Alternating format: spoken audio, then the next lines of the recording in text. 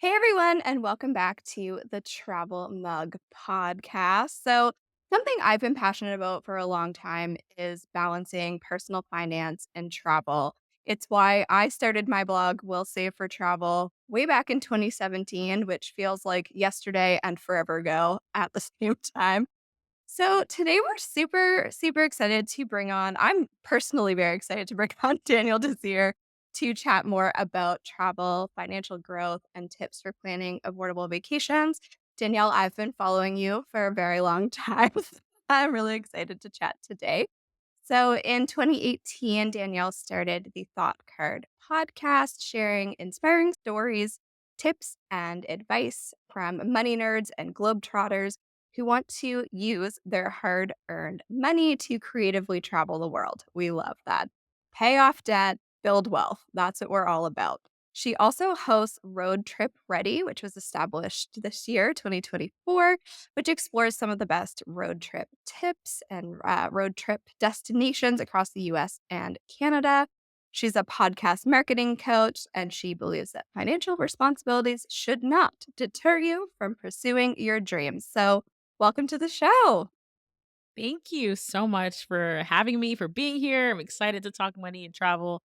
And similar to you, Jen, like it feels forever ago that we started our websites, but also feels like yesterday. Yes. So I'm just excited to be here. Yeah. So, tell us a little bit about you and maybe where your love of travel came from. Ooh, okay. So my love of travel, I think, came from not traveling enough when I was younger. So long story short, my family is from Haiti, and every summer I would go to Haiti to spend time with my grandparents. Loved it growing up, like super special. I can't even replicate that right now with my kids, so super special. But by the time high school and college came around, like I wanted to do more things. I wanted to study abroad, I wanted to travel, and I did a little bit, but money came up all the time. Money was coming up short for me. So that really inspired me to be like, "Hey, you know what? Like I can't afford it now, but when I can one day, I want to make sure that it's a priority for me and I want to make sure it happens." So I got my first big girl job right out of like grad school, saved for a year, and in 2014 I was able to go on a 7-day vacation to Paris. And that was really important. It was a solo trip. So everyone around me was like, don't do it, don't do it. And I was like, why? I'm going to do it. But it also showed me that this is repeatable, right? I created a savings process for myself where I could do this. So why not continue to do this and then ramp it up like ten trips in a year kind of thing? So that's really where my love of travel and money comes, is the lack of, and having this like tenacity and can do attitude to make it happen. And in terms of like content creation and starting my website and things like that, it was really to share. Like I've always been a very open and sharing person. I didn't necessarily see myself as a strong writer when I started, which is not a requirement for you to start anything, right?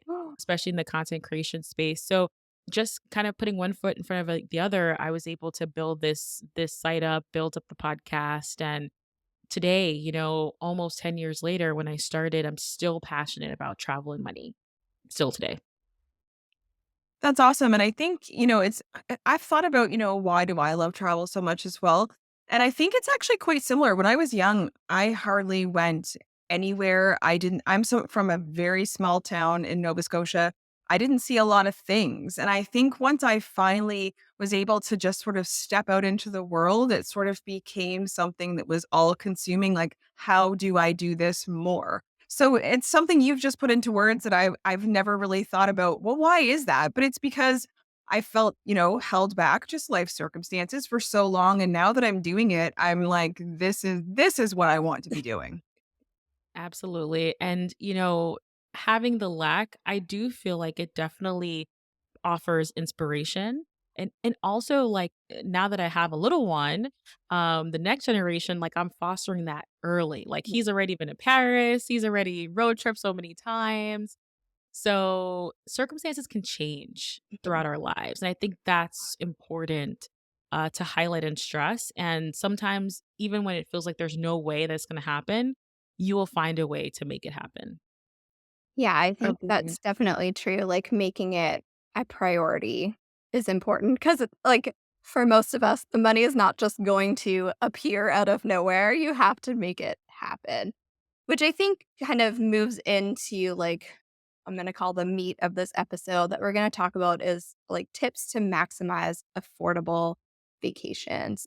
If you are just starting out, or if your budget is on the lower end, it's really important to use your dollars wisely. So, do you have any tips for maximizing affordable vacation? Yeah, I would first start with the destination in mind. A lot of people are they have a list, a travel wish list, which we all do have, which is great. But a lot of times these destinations on that list, if you really drill down, they're quite expensive. They're very, very pricey. Like I know on mine, it's like New Zealand and Australia, and those are amazing destinations. But when you are on a tight budget or when you're first starting out, I would absolutely be mindful about costs in the sense of, okay, how expensive is the destination, how to get there, and all those things. So, what I really focused in on early on was affordable, cheap flights. So, getting there cheaply was opening the door of opportunity for me. So instead of having this travel wish list and pursuing that, I'm following the deals instead. I'm following the travel opportunities instead. And yes, they're not on my travel wish list, but I'm still exploring destinations. I'm still, finding myself in these places. And that really build the momentum where I can first be mindful of my budget and then travel and fit that in there. I think a lot of people reverse engineer that Mhm. and we come back home to debt. There's like statistics that say that, the average American is coming home to $1,000 of debt every year, which is not ideal for us. So cheap flights for me was how I did and continue to do that today. I would definitely recommend there are lots of like cheap flight newsletters out there, and I just subscribe to all of them. All of them. And the reason why is because you just never know when something's going to pop up Mhm. and it's appealing to you. But the second point after subscribing to these newsletters is you have to really know what a good deal is, right? We have this evasive word deal. And the travel universe, they know that. So they put deals in front of a lot of different things and it's not necessarily true. So as consumers, we really have to be mindful of like what is a deal, and for us to know that is establishing a baseline price. So, for example, I know if I want to go to Europe, I will be spending X amount generally on average, right? So if I see anything under that, I know that's a deal. I know that's a steal, right? So deals don't just exist, it's based off of comparison to what you already know. So even if you're not into traveling right now, like right now, you're not financially able to, you're still learning about prices so that when you are ready, you know what to hop on and take action on. So I think that's super important. Mhm. So for example, during the pandemic, when we weren't traveling, I was still subscribed to all those newsletters and still pricing things out so that when we were able to travel again, I knew when to go and when not to go. So those are the two places I would start.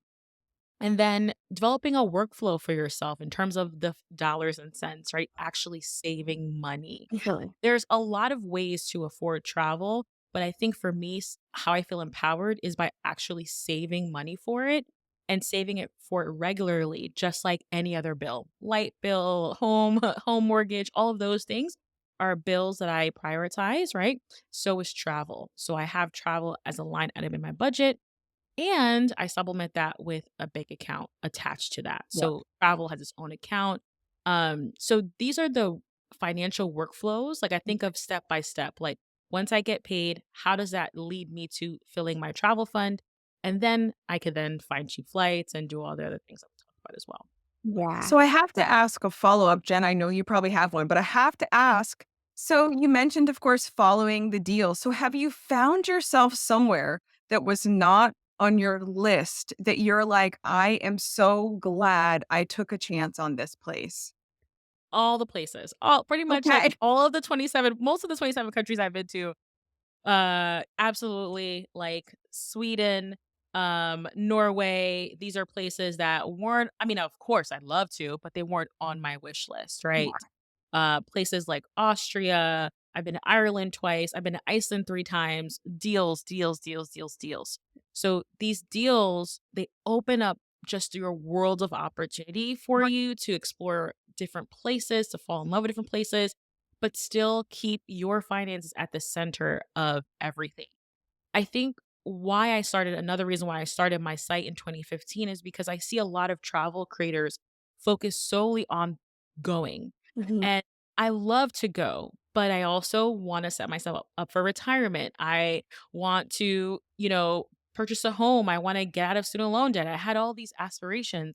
So I always say that travel and money is two sides of the same coin. Like Mhm. they're yin and yang. So it's important for me at least, those deals are amazing, but I have to have the finances to back it up so that I can go responsibly. Yeah, definitely. And I think similar to you, I transfer money into a bank account every time I'm paid, every 2 weeks or so. And it's it goes into another bank account and I just like pretend it doesn't exist until I need to go into it.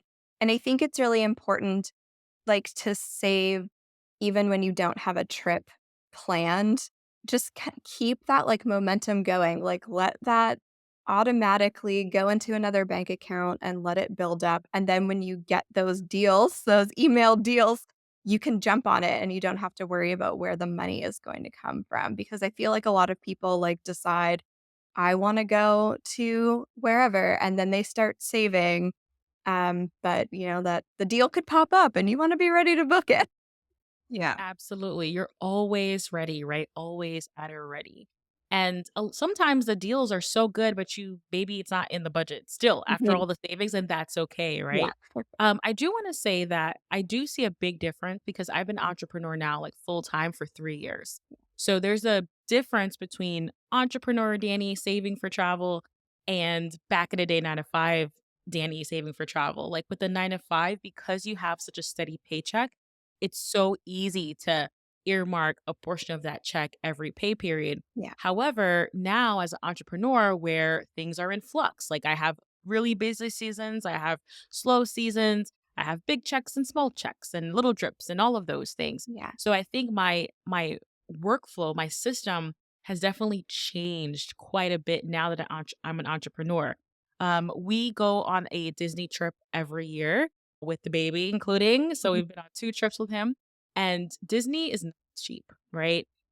Something that we've been doing is really just thinking of our trip as a project. So we know we have larger projects coming in, bigger checks coming in, we know we earmark half or a quarter of that entire check towards our trips because the consistency again of our finances is not as consistent, but we Mhm. can definitely still do it, but it's just a bit more craftful. So just want to kind of distinguish that because I was trying to do the same thing as an entrepreneur of like that every paycheck period, but when you only have 1 or 2 paychecks a month, Yeah.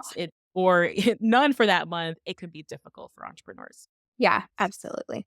That makes sense. And something we noted that your website for the Thought Card podcast mentions is affordable luxury. So, talk to us about what that means to you and let our listeners know as well. Yes. So traditionally, we know luxury, which is high end travel, and we know budget travel, which is low end and cheap traveling cheaply. So I started my travels as a budget traveler. And even budget, there's like backpacking budget and there's all these different tiers. But as I have made more money, I've grown, I've grown quite a bit. I'm in my 30s now.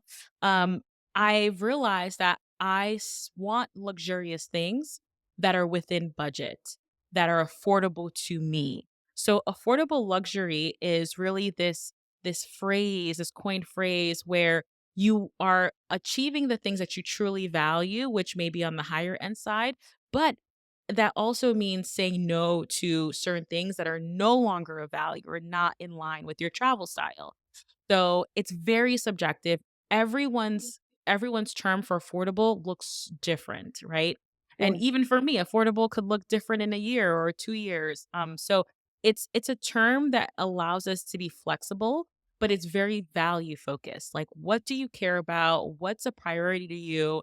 So for me, I actually do care about where I put my head down at night.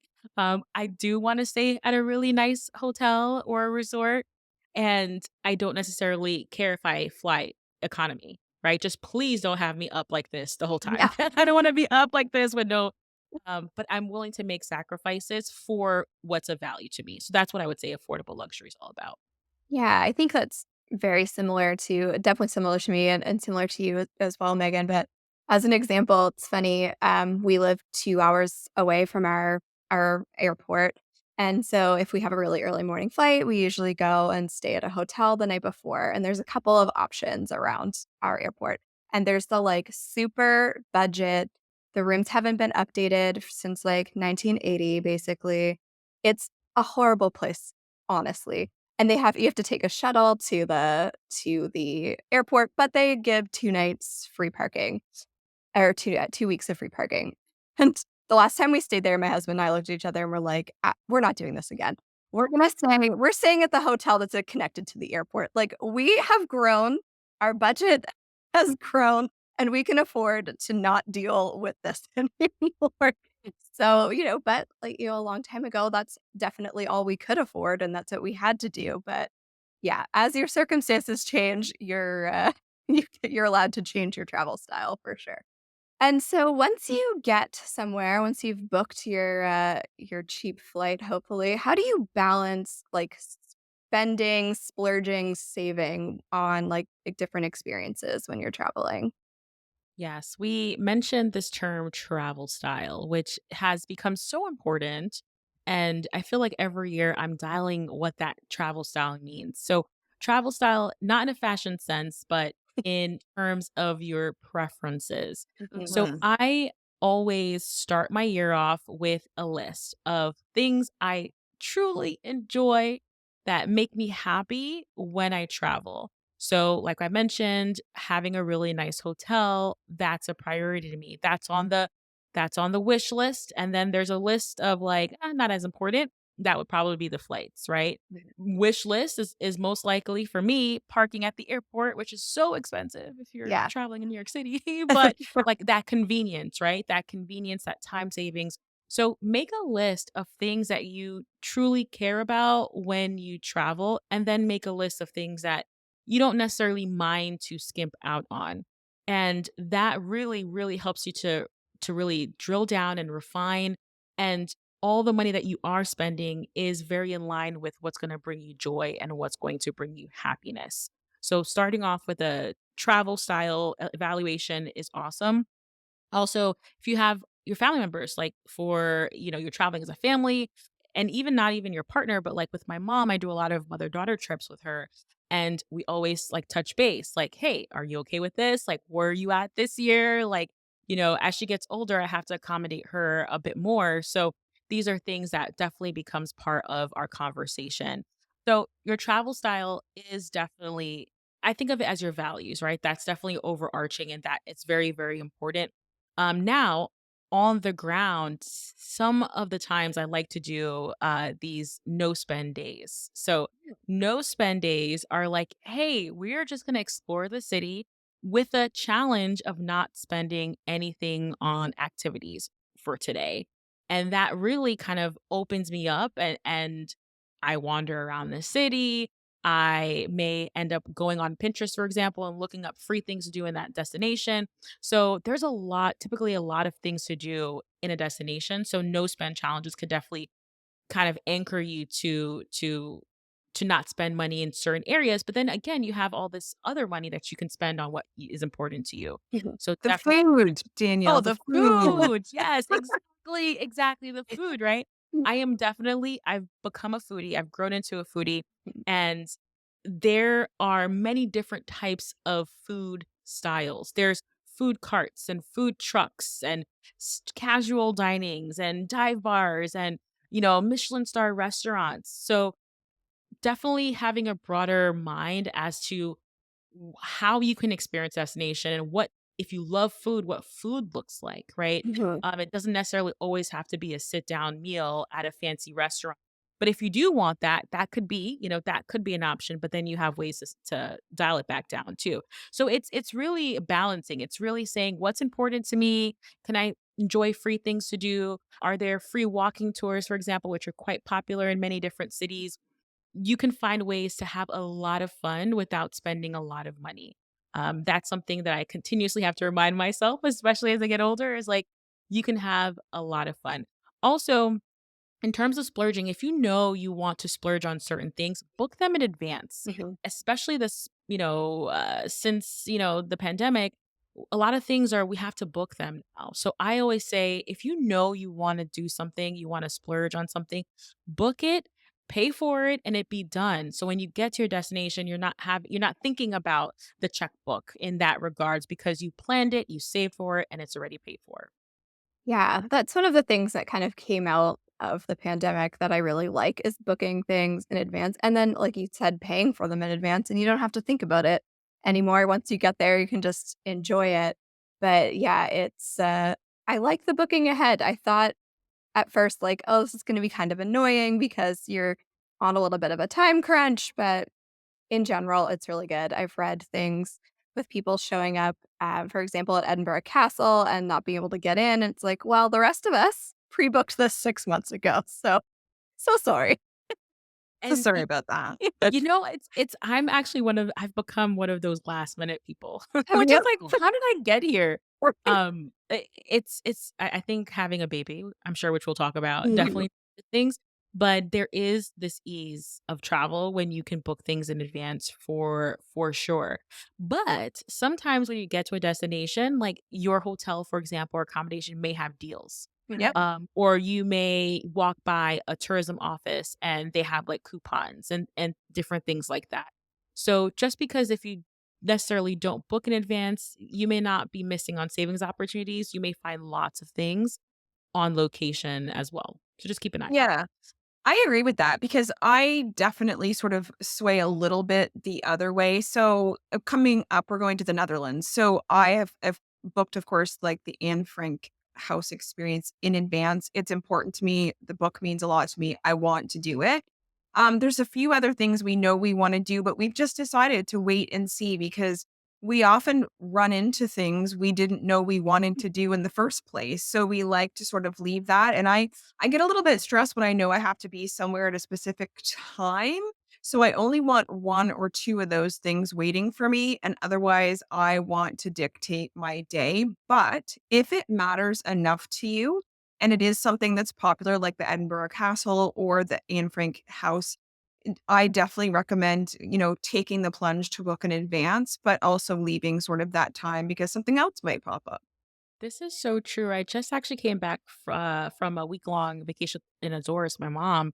And of course, me being last minute planner these days, we were literally booking things the next day. And it was stressful. I'm not gonna lie. I was like, oh my God, get your guide says there's no space. Like I can't. Right? It was stressful. Um, but it was also magical to be like, "Hey, do you wanna go to the East Coast or West Coast tomorrow? Like, do you wanna do this or that?" Right? So, y as we travel, we find that style, right? Like, I Mm, feel like for me, I'm more loose than I was back then, me too. and that's okay, right? And that's okay as well. Yep, for sure. Yeah. I'm interested to talk a little bit about how you leverage travel as a tool for personal and financial growth. Can you share a bit more about that? Absolutely. So these are one of the things like I didn't really know existed when I started like traveling and being a creator, but there there's lots of opportunities beyond just the pretty pictures that we take and the memories that we have with our family where depending on your interests, there are career opportunities that you can pursue when it comes to travel, which will impact your income.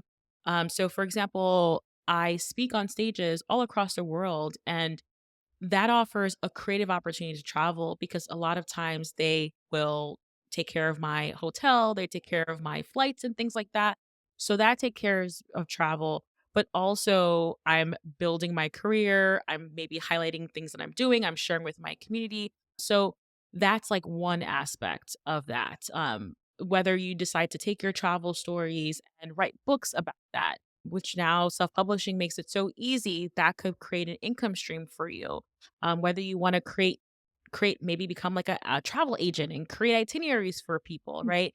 So there's so many opportunities in travel where you can sure experience the travel, but you can share those experiences in a multitude of ways that can impact your finances. I also feel like because travel has been such a important financial goal of mine, that has definitely shaped the way that I think about money and my priorities for the year and how I want to pass that down. So I hope that answers the question because it could go into Yeah. many different ways. Yeah. But again, like travel, it can be two sides of the same coin for many different facets and regards there. Yeah. Yeah. Yeah, I feel like it's definitely changed my life as well. I started, we'll say for travel and, similar to you, just kind of like taught myself and like, you're Googling what is SEO and like what am I doing? And then all of a sudden, I'm, like, starting to freelance, and I built a virtual assistant business, which then actually led to me getting a 9 to 5 job. I write mostly about personal finance and, like, housing and that sort of thing, so real estate. So it's a really interesting trajectory. You don't really know where you're gonna end up, but it started as a way that I wanted to hopefully work, location independent. It didn't matter where I was, and so, yeah, you don't know you don't know where it's gonna lead you for sure, but the love of travel can definitely, lead you down some interesting pathways that you didn't know you would end up down. Absolutely. I want to second that because, like, when you were speaking, Jen, like, I think travel is a lifestyle choice, Mhm. right? For some people, travel is, a hobby or something that they do maybe once in a while. But there are people who really it's part of their identity, and that's I feel like that's me, that's us, right? Yeah, We uh-huh. travel is this is a fabric of who we are. Like, if we had to tell our life story, travel had to be a big part of that. So I love all this conversation because in order for that to happen, the finance piece is an important piece that ropes into that.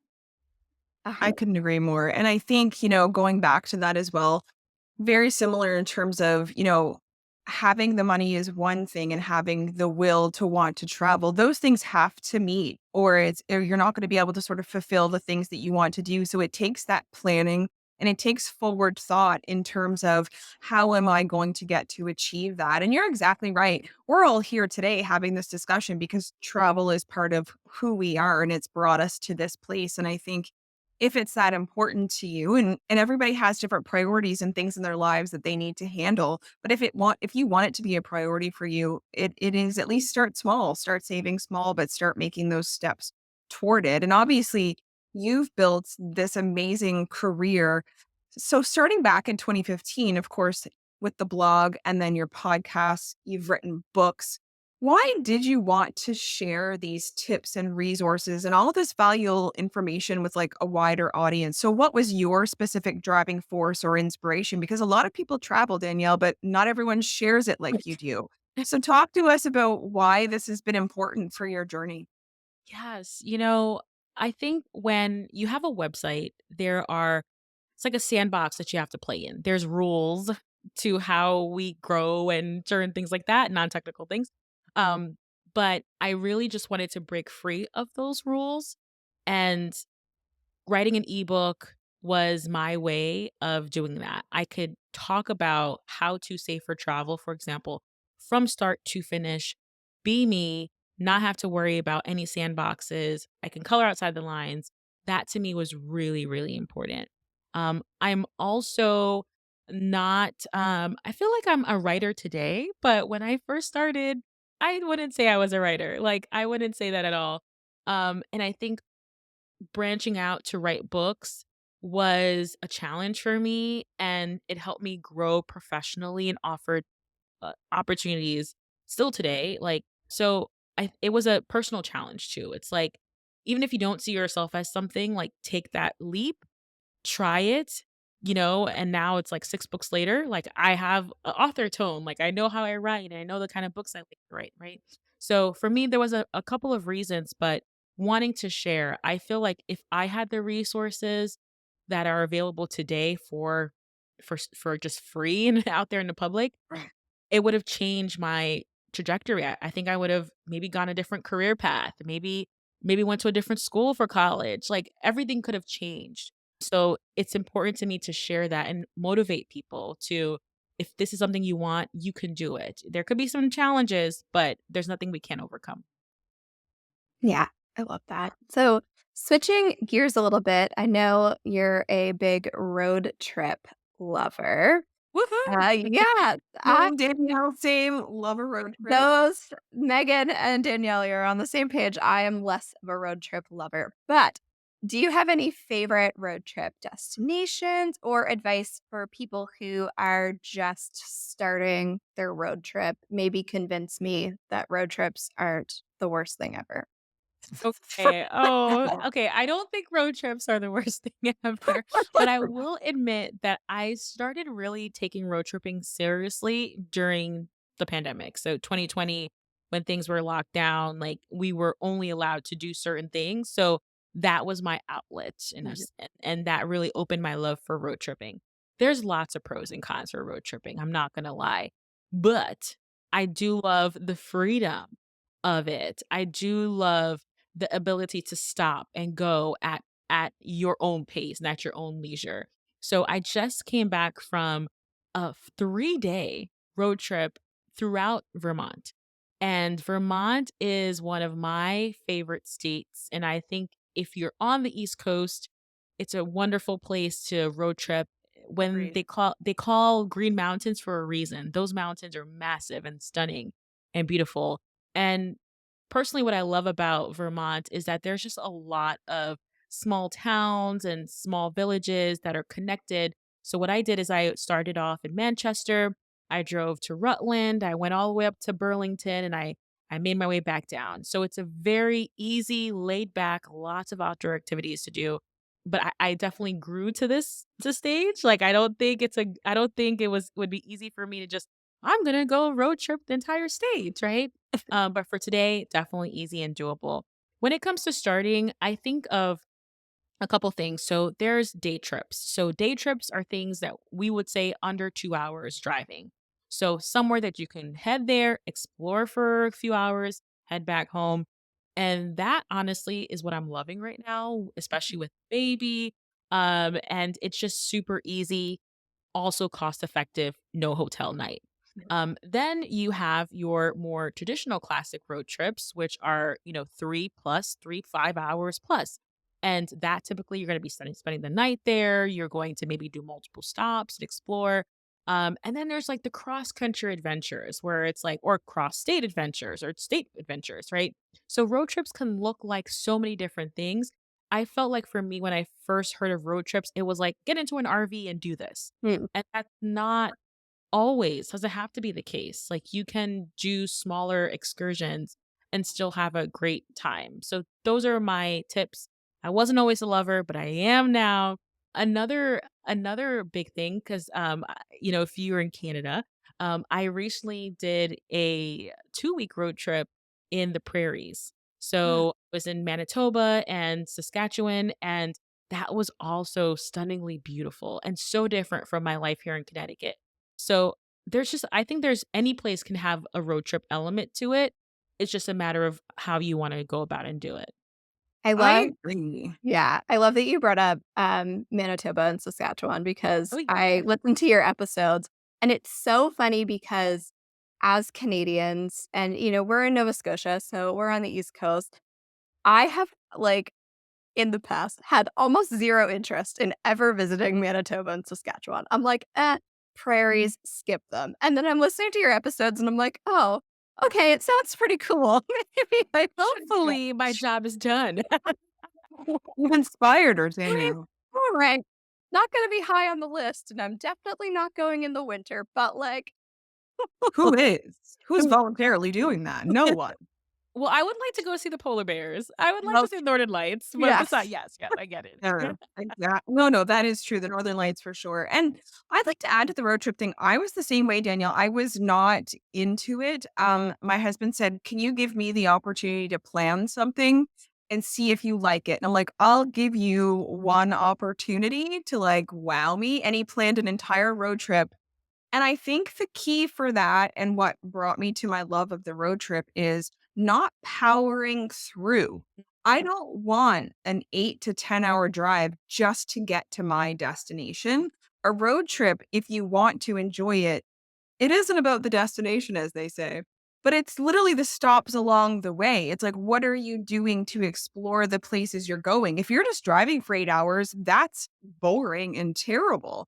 But if you want to go somewhere and see places, you actually have to make that conscious effort to get out your Google Maps or whatever it is and find those little nooks and crannies along the way that's going to open your eyes to sort of say, I get to take myself here, but I do it on my own terms and I get to see all these little things along the way.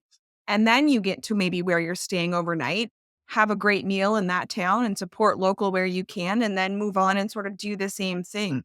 But I really do think in order to start to enjoy a road trip, it can't just be a marathon of driving because that isn't enjoyable for anyone. And that's exactly what I used to do, and that's why I did not really like road trips because I was just powering through. And it's like you said, it's just not an enjoyable experience. Half of a road trip is the sights, the spending time together, the podcast you're listening to, like the conversations you're having, the places you visit along the way, those attractions and stops, like that's what makes it special. And, from my experience, still limited in Canada, but Canada and the US are huge countries. Yeah. There's so much to see, so much that you may miss if you're just flying or even taking a train. Yeah. Yeah, I agree. Now, we've referenced your baby boy. So talk to us about how has your travel planning or travel in general changed, if it has, since becoming a parent? It has definitely changed a lot. So I'm at the point, especially since I'm traveling for work, that I actually travel a lot alone.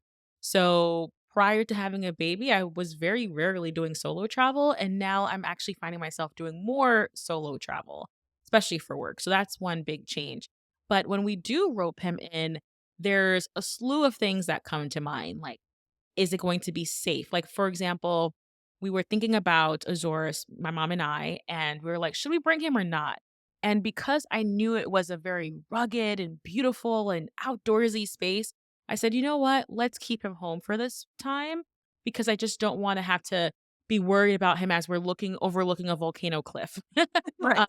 So there's just considerations about how centered around his safety and his focus will this trip and excursion be, but also things to do for him. So that's really important if we're road tripping, building in those stops, not powering through a 20-hour drive to Orlando to go to Disney. These are some things I've learned along the way. But just that intentionality, right? Being very intentional about the type of experience we're having together so that we're all very happy. He also has his own personality, his own things that he likes and doesn't like. So when he's cranky, sometimes all things has to stop, right? Or if he needs his nap and his schedules. So really accommodating to his schedule. Um I also travel at a slower pace when I'm traveling with him, so not this neck breaking speed, very calm, very relaxed and being willing to head out of there if I have to. Like, if we have to go back, that's okay too, and not taking it like not a big deal if it doesn't work out exactly as planned.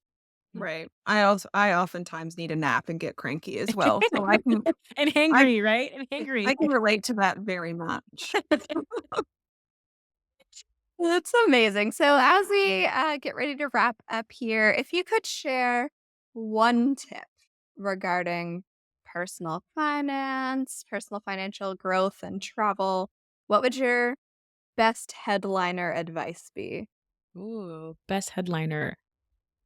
You know, I definitely feel like, a lot of times we feel like we have to do one thing or another, especially when you think of personal finance, meaning like I have to focus on student loan debt or nothing else. I have to be all in on just one goal that I have.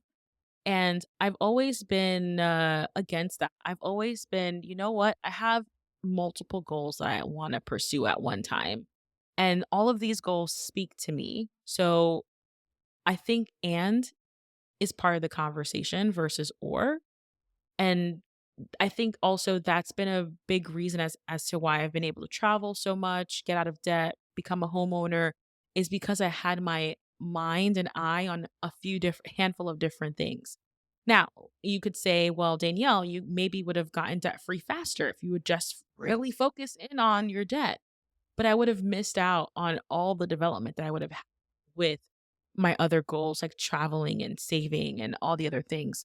So I just encourage everyone to consider how can you add and more into your life and not be fixated on just focusing on one specific thing all the time. There's a time and place to focus, really hone in. But for the most part, I would say we have a breadth of options, so pursue them. Yes. Thank you. Yes. Yes. Because if you're in the personal finance world, there is a lot of advice on not doing anything except getting out of debt. And I think it is horrible advice because you should be saving for retirement as well, but then you should also be enjoying your life and doing things. And, personally, I was in debt. Obviously, I went to school and I had school debt and that sort of thing. And then I had the opportunity to go to Iceland with my stepmom and it was amazing, and she has since passed away, and it's like, I'm so grateful that I didn't say no to that trip because I had student loan debt. I didn't go further into debt for the trip, so that was important to me, but I didn't prioritize debt repayment over everything, and I think that that's really important because unfortunately, we don't know what's gonna happen in the future. Oh, so powerful. So powerful. And some people prioritize like reaching early retirement, right?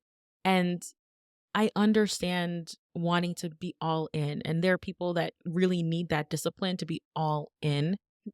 But like you mentioned, like spread it out a little bit and you'll be more fulfilled as you are reaching all your goals.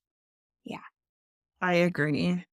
Before we get to a bucket list travel destination, because that's how we're going to end this thing, we do, of course, want to give you the opportunity to sort of tell us a little bit more about your podcasts and books and where people can find you and support you. Yes, absolutely. Well, the best place to connect with me is thoughtcard.com. I have a travel and personal finance podcast where I share creative ways to afford to travel, to build wealth, to just be full of breath of opportunities when it comes to travel and money. So I love that. And I'm really pretty big on Instagram. I love hanging out there as well. So at the Danielle Desir would be a great place to connect with me. You can find my books all there too as well, and all the other things I do. Yeah, that's where to connect. Yeah. We will make sure all of that is in the show notes so people can just click and find you there. So, to finish off, share your bucket list destination, maybe one that's like top of mind right now. Oh, okay. So I'm gonna say an accessible one. I feel like I could have done it, like, in 2 weeks, but we actually decided to cancel. We were going to Germany. That's been on my list for so long, to be able to go, but unfortunately, we have to cancel, but it's a postponement. I feel like that's something else I'm really big on in terms of my travel mindset is that I will go. Like, I will go or I will go again, so don't cry over spoiled milk. So Iceland's pretty big, on not Iceland, also I love Iceland, but, Germany is big on my wish list right now and hoping to make that trip number 28 or vacation destination 28 soon. Excellent. That's a good choice. I've seen a small portion of Germany and I loved it there. I'm sure you'll make it soon. Danielle, honestly, this has been an amazing conversation. I can't thank you enough for taking the time out of your busy life to speak with us about all this important information and also have some fun. So thank you so much for your time. Thanks to all of our listeners for tuning in as usual. You can find us on our website, travelmugpodcast.com, and on social media at Travel Mug Podcast. Leave us a review, of course, on Spotify or Apple. And you can buy us a coffee, help support the show. Links are in the show notes. And again, Danielle, we appreciate your time and your expertise. And we're honored to have you as maybe 101 podcast guest on our show. So thanks so much and have a great evening. You too. Thank you. Bye.